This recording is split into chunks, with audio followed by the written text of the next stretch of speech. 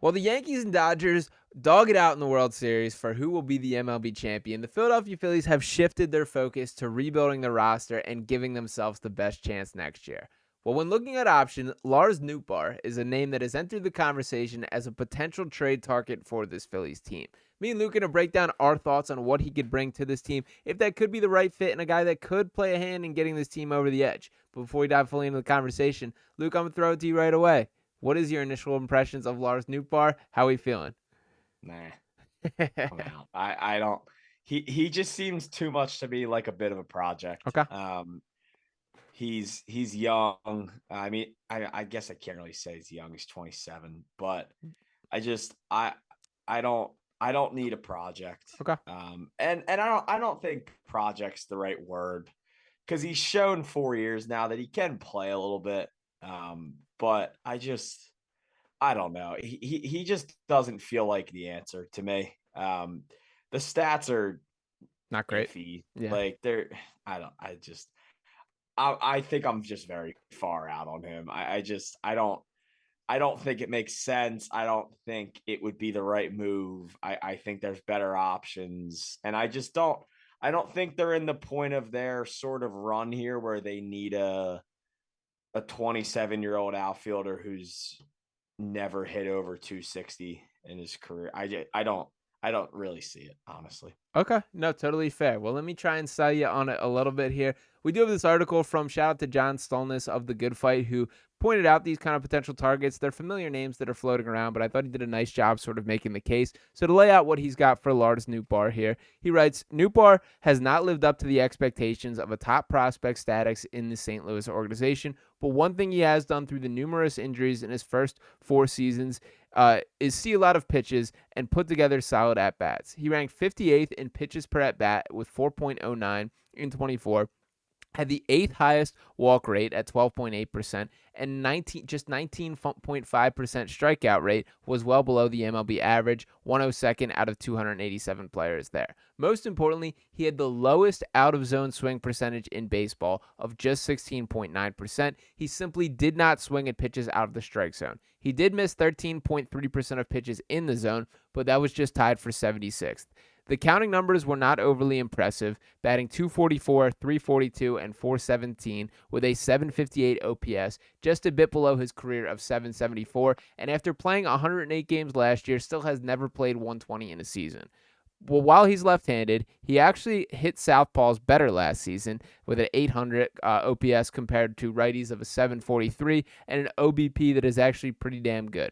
Might the Cardinals be ready to move on from a 27-year-old former top prospect who has failed to live up expectations? Nootbaar could be a perfect change of scenery candidate for the offseason for Dave Dombrowski and the Phillies. So with all that being said, Luke, I am a believer in a new location can change things for guys. I don't know if Lars is exactly the candidate for this, but I do think I've seen that happen in a number of situations here. Did those numbers change your mind whatsoever? Ugh, a little bit. Okay. And I'll say the one that stuck out was really the chase thing. Mm-hmm. That is good to see from a young hitter. Yeah. That even in the times when he's struggling and the times where he sort of necessarily hasn't really panned out to how I think people thought he would. He's not getting too over anxious about things. He's sort of still playing his game, and I think with the right coaching and sort of with the right experience, I think there could be some room there to maybe sort of get to the bottom of his deal. I still just don't love the project idea with him. Yeah.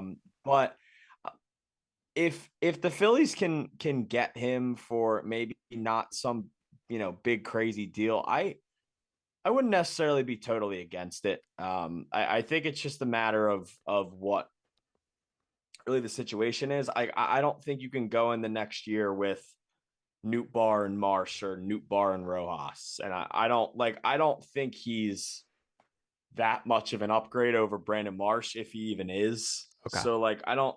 If you're looking to upgrade the outfield, I think you're looking to upgrade over Marsh, and that's not saying Marsh is going to leave, but I think you can find better options that aren't sort of as good as Marsh. And I just don't I just don't really think it's the best fit. I like some of the numbers, like the chase rate, especially. I think that is a big one. I think we've heard that a lot the last few weeks, Yeah. specifically in the Phillies talk. But I just don't necessarily think it makes the most sense. All right, so my pushback to the Brandon Marsh conversation here is strikeout rate's the number one thing with Brandon Marsh.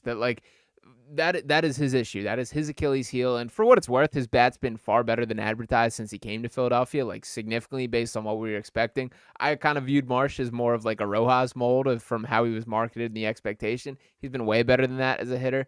I don't view Lars Nootbaar as a guy that could be the solution, but what I do is like a guy worth taking a chance on. I wouldn't mind a trade and having him being like a dude that can fight and earn an opportunity on a winning team. I do think that he is a guy that could use a change of scenery and receive an opportunity elsewhere. If you make him earn it on a team that has legitimate World Series hopes, I think we could see a different version of it. And the track record does still speak for itself as far as who this guy was as a prospect, how highly touted he was, and what he can still potentially grow into. He's 27 years old. He's the youngest of a lot of these names that we're going to talk about. I think it's important for the Phillies to add somewhat of a young body here. So I do think he checks a couple more boxes for me than I think probably for you. Yeah, and I will say he does have some pretty nice defense out there. He definitely plays the field well. And I mean, if you look at the Savant, like the stats from what he's got out there look pretty solid. Yeah, There's a lot of red lines, which is good. And I'm not saying he's some crazy hitter because it's just not what he is. But I am sort of maybe a little more into him maybe than I was 15 minutes ago. okay, I don't think once again I don't think it's the top move. I don't think it would be the right move if it's the only move. agreed. But I think for the right price, I think this could maybe be worth a swing. Okay, that's kind of where I'm at here, and obviously, I'm on the same page that this can't be the move, but it can be a move for this Phillies team. It's interesting now that the dust has settled a little bit. I've seen a lot of basically the interpretation of Dave Dombrowski's post-season press conference is pretty much exactly the opposite of what they said. That I think the baseball community does not believe that this guy's going to sit on his hands and believe that they're just running it back. Now that you've processed it a little bit, Luke, do you think that this is Double D, Dave Dombrowski going to be active that this offseason and that there's going to be a lot of wheeling and dealing, or do you think it's still going to be more or less the same team now that you've processed it a little? Yeah, I mean, I think it's going to be more the same than we think. But I do think they're going to be in on something big. There was a report today from Rosenthal that they're going to go for it. I mean, obviously, they're going to be in on Juan Soto. Yep. It's just whether they get him or not. There's going to be a number thrown at him. There's going to be people talking to his camp. They're going to be somewhat in on him. And whether that free agent acquisition is him or not, they're gonna keep looking around. Whether it's a Profar, whether it's an Anthony Santander, whether it's really any of those big outfitters, or even whether it's a Lars Nootbaar. I would be utterly shocked if they ran this outfield back 100% next year. I think the infield, as much as we had a hard time with Bohm throughout the playoffs and didn't love what we saw from Trey, I don't think the infield's going to change that much. All four of those guys are under contract. Yeah. Honestly, you have the reason why I've been sort of switched up on Bohm a little bit the last few weeks is because Bohm may have struggled a lot in the end, but you're not going to find many better contracts for the play you got the first half of the year from Bohm. Yeah. If you can get the first half Bohm, it's like that is an unbelievable contract for what you're getting. And I think they know that, and I think they know what Bohm can do when he's at his best. So I don't think much of the infield is going to change, but I really do think there is going to be at least one change in the outfield. Yeah, absolutely there. And to wrap things up, I'm going to throw you the same question here from 1 to 10. Lars Nootbaar, how bad do you want to see him in a Phillies uniform? And what do you think the chances are that it actually occurs?